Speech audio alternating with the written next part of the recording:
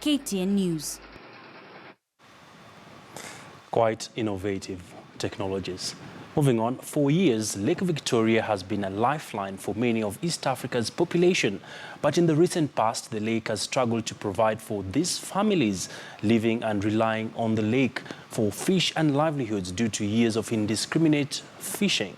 However, some few ingenious Kenyans from the lakeside have up with new ways of rearing the same fish on the lake through floating fish cages. On this week's episode of The Next Frontier, Philip Kitani visited one such farmer and tells us more.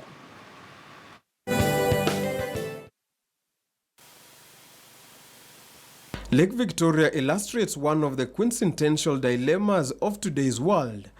How much short-term gain can humans continue to seek out of a system that is being driven to a potential breaking point? Despite pollution from agriculture, mining, sewage, altered water flows from dam building, invasive fishes and plants, and the pressure of millions of people living on its shores, Lake Victoria continued to produce nearly 1 million tons of fish each year that contribute hundreds of millions of dollars to the economies of Uganda, Tanzania, and Kenya.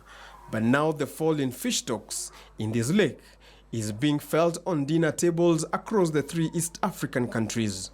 This week, The Next Frontier takes you fishing in Lake Victoria, and not just any kind of fishing, but cage fishing. Meet Otieno Okello, a new breed of fisherman in the lake who rears fish in its natural habitat through the use of cages. The essence of cage fish farming essentially is to complement, I would be bold enough to say that we have to look for ways of getting fish to the table. Okello takes us into his fish farm deep in the lake, and as the water rises up and down, creating beautiful waves as the wind blows soothingly from the lake. And after 10 minutes on the speedboat, we saw the floating structures, which happens to be Okello's fish cages.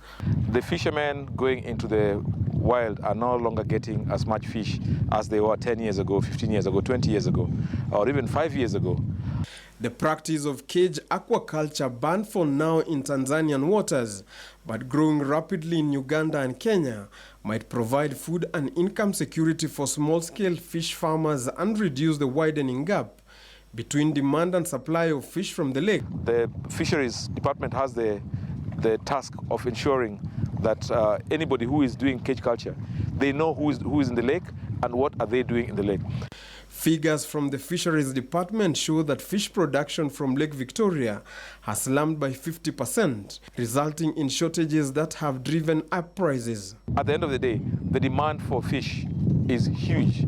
What you get today in Lake Victoria, you hardly get any tilapia, and if you do get tilapia, it's very, very expensive. Okello is not alone. Many other local and international investors are rushing into cage fish farming in the lake after President Uhuru Kenyatta assented to the Fisheries Management and Conservation Bill that will regulate fish imports and exports. It's fish in the natural environment, it's in the lake. So the fact that you're feeding it notwithstanding, you're looking at the same quality of fish as if you'd get from the... About 3 tons of fish are harvested from the farm twice per week in different sizes, ranging from 350 grams to 700 grams. The farm gate price of 1 kilogram of fish is about 300 shillings. The fish is sold to hotels and restaurants in Kisumu, Homa Bay, Mbita, Migori, Kakamega, and Nairobi.